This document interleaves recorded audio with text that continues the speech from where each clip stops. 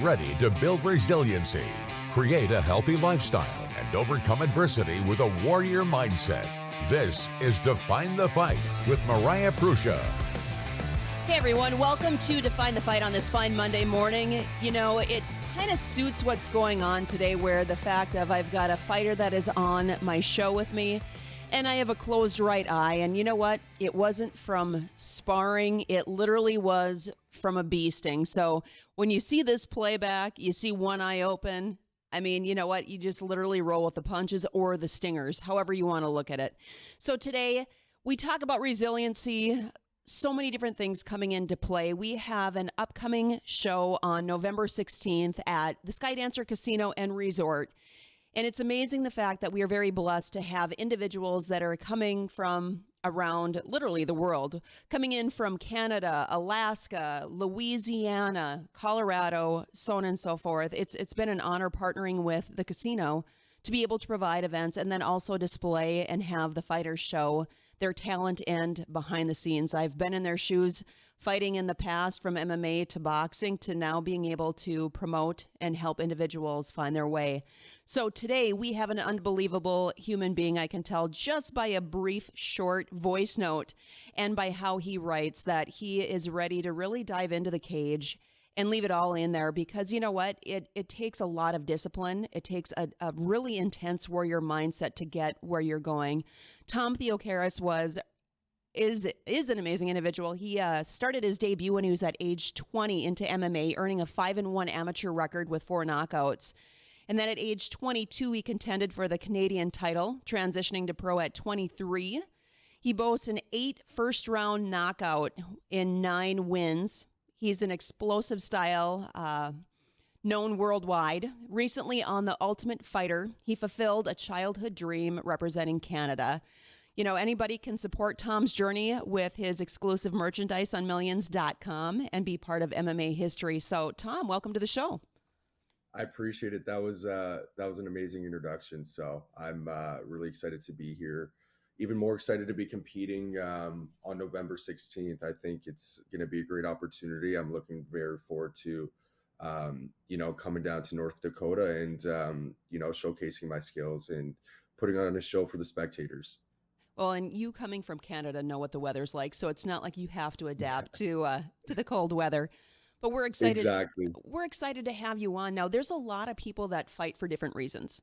Some people are fighting because they're fighting some of their demons. Some people are fighting for money, and some people are fighting just like they want to make that climb.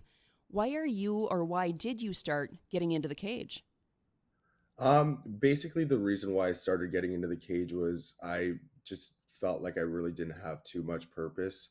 I didn't really have a structure, and I didn't really have too much discipline as a child growing up. I wasn't getting the best grades. I just was playing hockey, and I quit at the age of 15. And then what happened was I saw the TV show The Ultimate Fighter on Spike TV, and I was just blown away. I was so fascinated with how the fighters trained so hard, how they had such a structured routine, and just overall, mixed martial artists. And so I basically started training, and what happened was I began training and started becoming sparring partners for UFC fighters back here in Canada.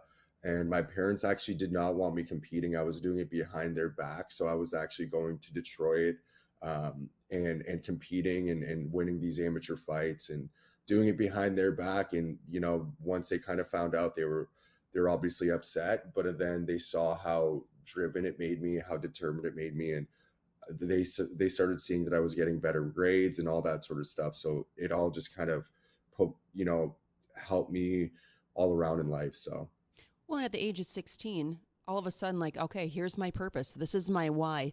You don't see that in a lot of kids at that age. But for you to be able to identify at a young age, like, okay, my grades are slipping, I just don't have a lot of joy in what I'm doing right now. Yeah. And then to see the one thing, and that's what it takes, is not everybody is awake to see the signs, right? But you saw the sign, like you said, seeing The Ultimate Fighter. So who were some of the individuals that you were actually training and sparring against that you said that were in the UFC? So at the time, there was a guy named Sam Stout who was a massive star in the UFC at one point. We had Mark Hominick, who at that time he contested for the 145-pound title championship against Jose Aldo. It was actually Jose Aldo's first title defense. You had Chris Hordeski, who was a part of the WEC, and his last fight in the WEC was against Donald Cerrone. He unfortunately did not sign with Zuffa afterwards. He is my main coach. Afterwards, he went on to fight for Bellator and those other organizations. We had Jesse Ronson, who fought, I believe, 7 or 8 times in the UFC. Chris Clements, Chad Laprise. So, and they were all around 155, 170ers. Mark Hominick with being the exception at 145. And so I just had like a slew of guys around me who obviously I was watching them on TV, and then I got to be able to train with them and become sparring partners with them. And it was just something that I, was climbing the ladder in the gym. And I thought that was an incredible experience just to get to be sparring with those guys every single day. So when you started mixed martial arts, did you start every single facet? Or did you start with striking, more Muay Thai, kickboxing, boxing? What was your first thing that you started with? Because sometimes people dive all in and they're trying to mix and match. I did because I started at a later age. But at the same point, usually when you're younger, you gravitate towards one and then you add the pieces of the puzzle together. Exactly. So like you said, as normally when you're younger, you kind of gravitate towards something that you are more passionate about. And I've definitely been more passionate about kickboxing. And I started basically just doing kickboxing. And the way I sort of got into MMA was I was just basically MMA sparring. I wasn't really doing too much jiu-jitsu. I wasn't really doing too much like MMA grappling. It was just more so like, hey, we're sparring and we're going to be, sparring MMA. And so I started taking amateur MMA fights after, I believe, like 4 years of training, and kind of just got thrown in there. And obviously, as my career progressed, being a professional now, you have to be well-rounded, and I grapple all the time. And, it took me a few years to kind of transition from being just a kickboxer to an MMA fighter, but I feel like I'm a fully complete fighter at this point. That's awesome. And it does take years. There's some individuals that can pick things up pretty quick, but at the same point, you are never fully at your best game, I don't feel, because there's always something to learn, especially when you're looking at Brazilian Jiu-Jitsu or you're looking at different type of takedowns, submissions, so on and so forth, or striking. There's always small little details and areas in which we can improve.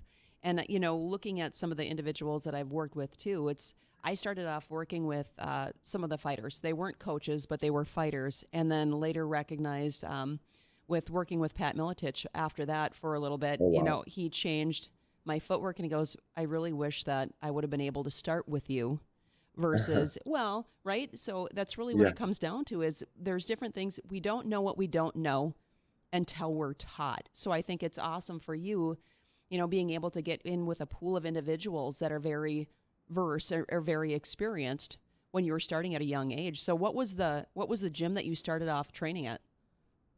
So the gym was called Adrenaline Training Center in London, Ontario. So I actually still represent that team. However, I do live in Toronto, Ontario now. But yeah, like building off of what you're saying, as there's always something to learn in mixed martial arts. And that's why you see guys that are, 33, 34, 35 that are just signing with the UFC. It's because you're always learning and you're always getting better. And the more experience you have, the better you get. I feel like you get better with age in this sport. And that's not something you see in a lot of sports. Like you see guys that I'll just refer to hockey just because I'm Canadian. You see a lot of guys signing to the NHL at a very early age, and then they'll kind of drop off at around 27, 28 years old. But if you look at the UFC, the median age of the middleweight division, let's just refer to the middleweight division right now. Yep. It's 34 years old, which means that, guys are constantly, I feel like they're getting better because that's the only way you're going to evolve in the sport. And like I said, experience in the sport is huge. But I think, when you start getting to know yourself a little bit better, once you step outside of a game and you look, and the older that you get, you're like, okay, you start letting down some of the stress a little bit and you start focusing on different ways to improve and enhance those skills. You know, there's a different way that individuals make their way through the ranks. And I want to know, for you, having a 5-1 amateur record, which is great with 4 knockouts out of those 6 fights, is pretty amazing. What were some of the different things that you learned in your amateur run prior to going into the pro? That's a great question. As an amateur, I learned a ton, and that's kind of what it's all about. As an amateur, it's getting the most experiences as possible, and basically setting yourself for success as a professional. Um, some of the things that I really learned that I still kind of use and take away is, the weight cutting procedures. I know that some amateur shows, they have same day weigh-ins, but I made sure to compete for shows that would have the day prior weigh-ins, so 24-hour weigh-ins. So that was something big for me, was to learn how to weight cut, because not a lot of guys know how to do it properly, and there's a lot of trial and error involved. And even as you know my first professional fights were going, I was still learning, and I'm still learning today about different ways to do things. But the biggest thing was, that weight cut, and preparing for a fight, preparing a structured training camp, and along with just so many other things like learning how to compete. It's very crucial to be able to kind of learn as you go as an amateur, and then use all of the tools to set yourself up for success as a professional. Well, and what a lot of people don't recognize in regards to the weight cut, people aren't just cutting a pound or 2. It really depends on what a person's walking weight is. So if you see an individual that's probably walking at 155, they're going to probably be fighting at bantamweight at 135, right? So there's a large weight cut depending on whether it's male or female. So with the weight cuts, I'm curious for you, Tom, what are some of the things that you do for your weight cuts? I know what worked well for me, and I think the thing is, what most people don't recognize, you can do the same thing the exact same way, and you might not cut the same amount of weight, or it might be more of a challenge depending on your stress, your sleep, so on and so forth. So what do you currently do for weight cutting? So basically, I do have this app called MyFitnessPal. So if I am obviously in training camp, I will be writing down in this fitness log all the kind of meals and everything I would eat throughout that day. Keep a log of the calories counted, my protein consumed, my carbohydrates consumed, all that sort of stuff, my sodium intake. Make sure all that is well prepared. Then once we go into the fight week, let's just say the weigh-ins are the Friday. On the Monday, I will have, usually I would be roughly around 18 pounds overweight at 170. And I will carb load, and so like do a heavy sodium intake that day, something that my past nutritionist actually kind of recommended at one point.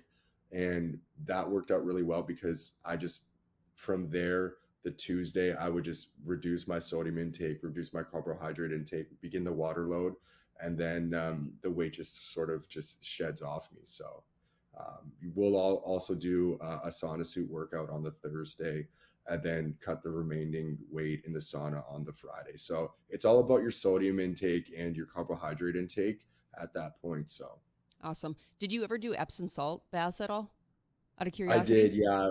I did those all the time. I used to prefer those actually over the sauna. Mm. But for some reason, I've been doing the sauna the last few times, and there's just something about the sauna where you could just feel the sweat and all that sort of stuff. It's different, but I've been doing the sauna lately. So Yeah, I've had some trial and errors as well, and I think that the hardest cut was dropping down to 130, and that's what I was in high school. So, wow, and that was when I was 38, 39, doing that weight cut. I was like, all right, I feel like I'm in a camp here that I shouldn't be in. But yeah. I used to actually fight at 155. I'm not sure if you looked at my Tapology, but my last fight at 155 was back in 2018. And so those weight cuts were fairly miserable, so to speak. oh, I can just about imagine. So Yeah. let's talk about clearly weight cutting, so on and so forth. But how? Okay, so that 16-year-old watching The Ultimate Fighter, Yeah. How did you transpire into getting into the show? Clearly, yes, your record, everything like that, but Yeah. how did they reach out to you, or how did you reach out to them? So what happened was the UFC was actually came to Toronto in January, and so I was fighting the night before for this promotion called Unified MMA. It's the biggest promotion in Canada. They're on UFC Fight Pass, and they were filming Dana White's Looking for a Fight that night. And so Dana White was there, Sean Shelby, Mick Maynard, the UFC brass was there. And I basically just like put on a show for them and knocked my opponent out within 32 seconds. Um, but a few months prior to that, I believe it would have been November, the application process began, and then we had an interview for it on, I think, in December of that, or it would have been December, January of, the one that just passed. But then after that, after the fight, I got basically a call 3 or 4 days afterwards saying that I had made it to the next stage of the interview process. And so that was really exciting news. But overall, I just think that, seeing the show and just kind of, I just almost manifested it just because I'd, always dreamt about it. I had always been thinking about it, different ways and strategies on how I would get on the show and how I would finally get to the UFC.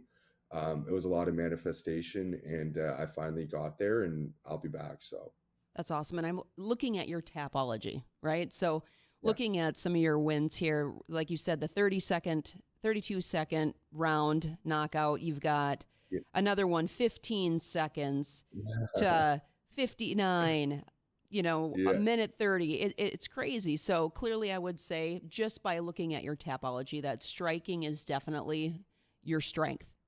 One of yeah. many, but more of your go-to. Yeah, I love striking, and it's something that I'm really known for in Canada and around the gym. Like all my teammates always just talk about how hard I hit and how good my striking is. And so obviously going into a fight, that's my goal is to kind of outstrike my opponents. And I do know that I do possess a lot of power in all of my strikes. And so I just know that, it doesn't take too much to go out there and knock someone out. So for your training protocol right now, how many hours are you putting in typically on a day basis? You don't have to break down what the training is, but what does that look like in your world? I usually like to do 2 to 3 workouts a day, which it depends on how far I am from the fight, what my weight is, and there's just so many different variables as to like what I'm doing for training for that specific week. Now that the fight is 4 weeks out, I'm doing kind of longer duration sessions um, and higher volume as opposed to, you're going closer to the fight. Once you're inching closer, you would kind of not break down, pull back a little bit on the volume of your training sessions and um, have higher intensity training sessions as opposed to longer volume or sorry, longer duration and higher volume. So right now we're kind of in the higher volume stage of the training session. So Yeah, it's definitely a beast when people look at training camp, and if they've never gone through training camp, there is a rhyme and there is a reason why everything is done. And what yeah, works for one doesn't necessarily work for another. And every single I fighter couldn't agree with that more. is different, Yeah, right? So, yeah, Tom, I want to break down. We're going to go into a quick break here, but when we come back, I want to talk about. All right, once you made it into the Ultimate Fighter, I'm really curious on this, right? So you got into the next interview. But after yeah, that next interview, what were the next phases? And clearly, going into the fight, so on and so forth. And then yeah, after, because a lot of people watch the show and they don't see a lot of the things that happen behind the scenes of, okay, what is this? Is this all planned? Is this staged? What does this look like? So it yeah. helps fill people in. Tom, we were talking prior to the break about what is the process? What are the different phases that happen behind the scenes of Ultimate Fighter? So if you want to share your experiences, I'd love to hear more of, you went from one interview. What was the next thing that happened after that interview? Yeah, so for the second interview, they kind of just like ask a bit more questions and ask if you'd be available for these certain dates. Once that second interview happens, then they begin to ask for paperwork, and they just are asking of to sign all these documents. It's kind of a lengthy process. They don't tell you that you're officially on the show. They just kind of say, hey, like, we need these sort of documents from you. And then, they kind of keep things hush hush until I didn't even know I was leaving until 3 days before. Wow. That's when they sent me my plane ticket and that sort of stuff. But they just say, hey, just stay ready. And, you're just kind of going through the process. Once you get to the hotel, in Vegas, you're not allowed to leave your room. They want to basically save all of the interactions for the TV show. So that was very interesting. And then also there was two weight classes for this season, and they, I believe, had two or three extra fighters for each weight class that were there and sort of ready to go. And then basically that whole week was just like doing medicals in Vegas, getting everything signed, getting all the paperwork ready to go. We would just kind of be hanging out in our hotel rooms alone. And then they kind of made the final cuts on the Saturday, I believe. And then on the Mondays when we began to film. And basically what happened was we got, taken to the UFC Apex. We filmed the try, like, not tryouts, the coaches evaluations. We got to meet Dana White. It was a very cool experience. I absolutely loved it. I enjoyed every second of it. It was difficult, but I mean, it was one of the best experiences of my entire life. Well, and what most people don't recognize too is when you're filming, it's a different type of energy. So, on top of being mentally and physically prepared to fight, now you are putting in, you're exerting all this other energy out in other areas because A, your adrenaline's going, but because you're jacked Yeah, up, right? It's a brand new yeah, experience. You're pumped to be there. But then, too, you've got the lights, the camera, so on and so forth on you that also causes some fatigue. So, for you, yeah. had you experienced any type of filming or anything like that prior to going on the show? Yeah, like I've done a bunch of just like smaller projects and that sort of stuff. But obviously this one was very much more elaborate. I had no idea how many pieces there were to this puzzle, so to speak. Like, there were so many crew members. There was like cameras in your face 24/7. And you did mention, the fatigue of, the cameras being around all the time. And yeah, I think that kind of got to me, especially after I lost my fight. I was pretty upset, and like the cameras were still like on you, and you're just like, I kind of want to just have some alone time, but like you couldn't really have alone time because you couldn't leave. There was just like, it was definitely a little draining in that sense. But yeah, like the production staff was amazing. The producers were amazing. Like, the UFC treated us so well, and it just gave me even more motivation and a reason to compete, and and want to go get back there just because they treated us so well. So So walk us through the fight, Tom. So clearly this is a little bit different. So you're getting ready for the fight. Like, again, short amount of time frame to prepare yeah, for this. How did you first and foremost train your mind, but then yeah. getting into the cage, what did that look like for you? So just basically what happened was, I think the second day that we were there, our fights got announced. And so I was competing against Ryan Loader. He was a very strong All-American wrestler. And obviously, I moved up a weight class to compete at 185, which I usually compete at 170. So I knew it was going to be a tough matchup. The process of preparation was just obviously very much different, just because of the fact that I didn't have my normal coaches. I didn't have my sports therapist. You weren't really, you couldn't leave the house. It was just like a very different dynamic. And so like it was a lot more difficult to sort of get in, your specific zone, just because I didn't have the proper tools. And some guys were able to kind of do their own thing, and they were able to kind of adapt much better. But I just felt like I couldn't adapt in that sense, just because there were so many things that were unfamiliar territory for me.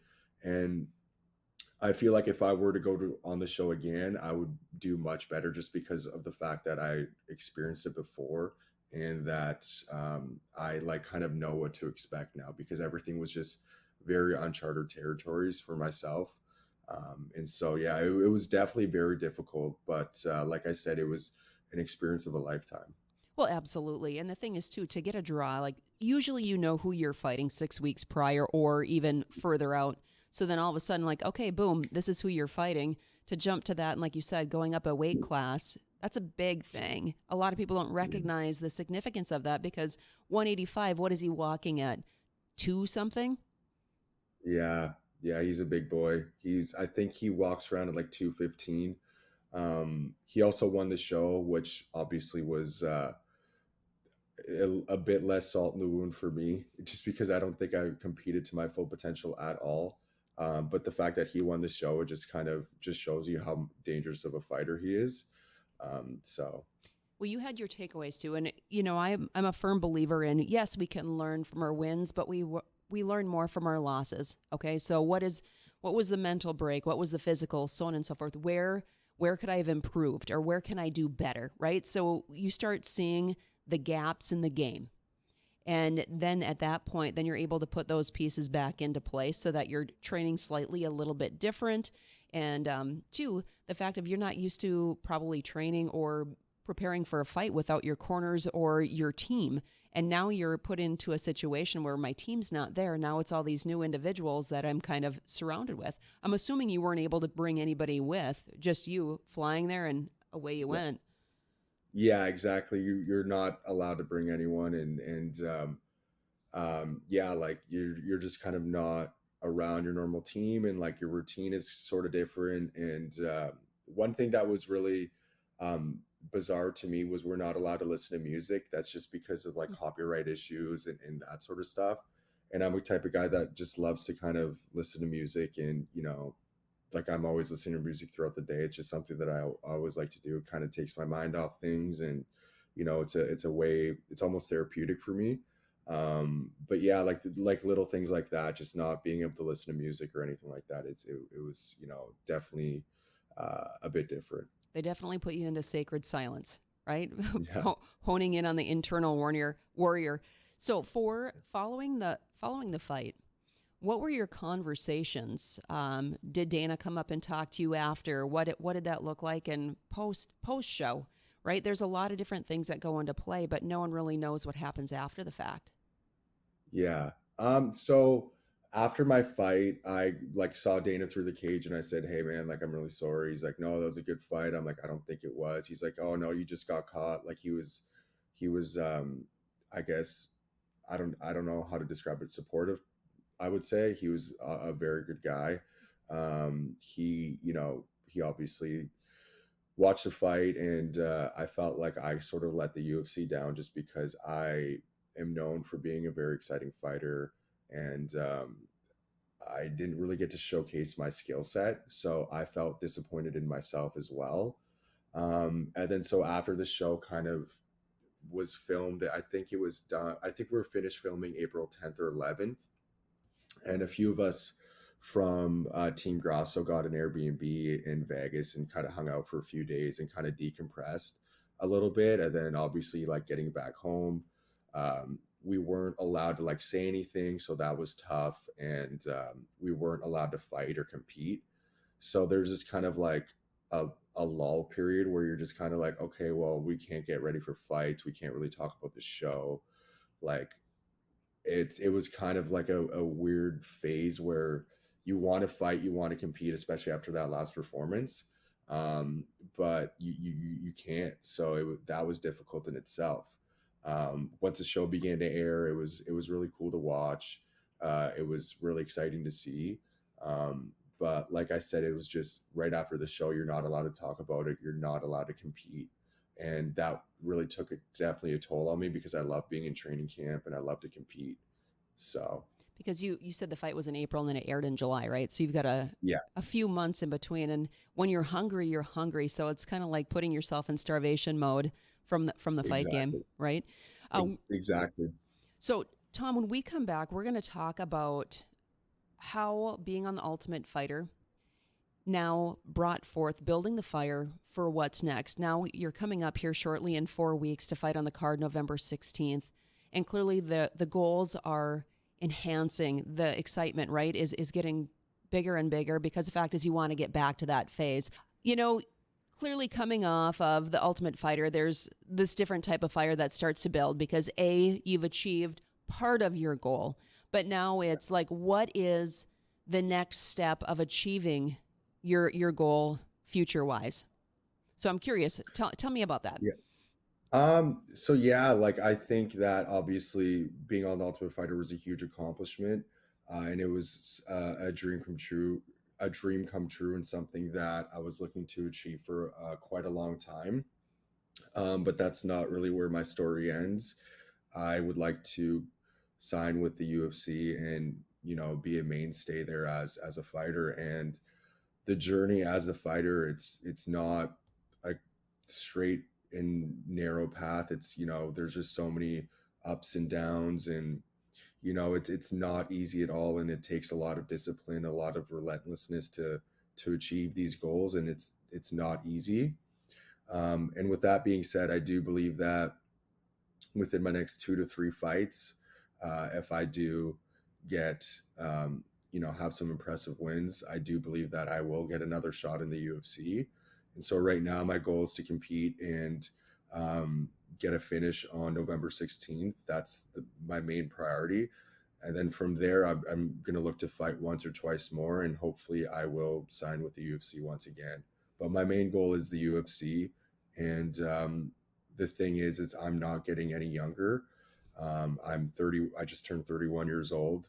And I do think that there is a bit of a bit of pressure on me to go out there and get some wins right away just because of my age. So Well, you know what? Age is just a number. I'm going to tell you right now, 31 is young. Okay. So to me, I'm like, you're a spring chicken. I said, I didn't start fighting until I was 36. So it just goes to well, show it's like, here we go. Here we go. But no, I'm yeah. curious for you. What type of preparation? Now, you've got your opponent, Tristan DeHart, that's coming up. What have you been? Yeah. I mean, clearly you don't want to dive completely into it, but how are you mentally going into this fight for the 16th? So I was actually supposed to compete October 4th in Toronto, Canada here, but unfortunately my fight got canceled.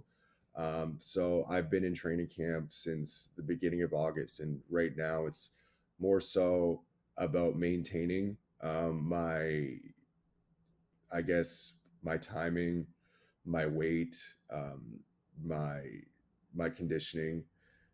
All the work has already been put in. Like I've been in training camp, like I said, since the beginning of August, but I just need to go and show up healthy. And I have zero doubts that I will be finishing this guy. Well, hey, you know what? You got to have a confidence, and clearly, you know, your record and the ways that you're putting in the time and the efforts. That's what it's all about. You know, it's crazy when you think of fighting and different opponents. I don't know, when you face a different opponent, I know that I always went in to the mindset of training is I have to train harder than my opponent, or my opponent's training harder than me. What are some of the thoughts that go through your head when you're going through that training? Is because you never want to come in underprepared. And I think there's some individuals that will just buy their time. Okay, I'm going to just put in this amount of time. I'll be good. I've got this. Well, then you've got the other fighters that are like, no, I'm all in. What is it? What Yeah. is your mindset? Clearly, I know you're an all in. I can tell with your Yeah. mindset in your preparation, so on and so forth. But what does that look like for you? What are some of the words or some of the mantras that you have that go through your head during training camp?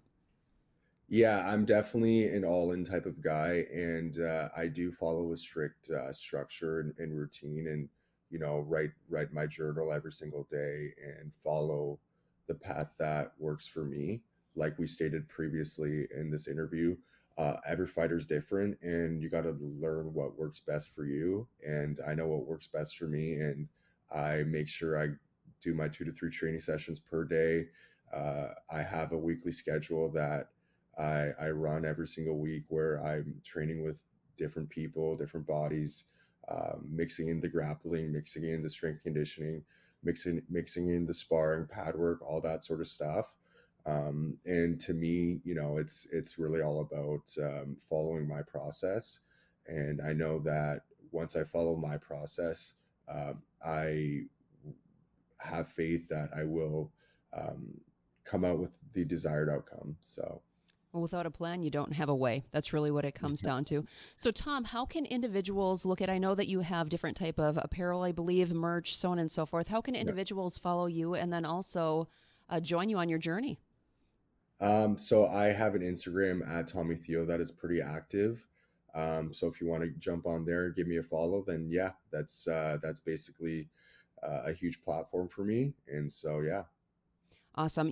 We are really excited. So, little background in regards to the Sky Dancer Casino and Resort. They've had shows way back in the past. So, our first show putting together there with matchmaker Bruce Nelson. It's amazing. They're really excited. It's a smaller venue, but it's a beautiful venue. And they literally, when you talk about fighters being all in, they're all in. Just purchased a brand new cage for the first fight. Wow. So you're going in to a cage that's only been broken in for one fight. And, they've got a great wrestling facility that they just built not too long ago.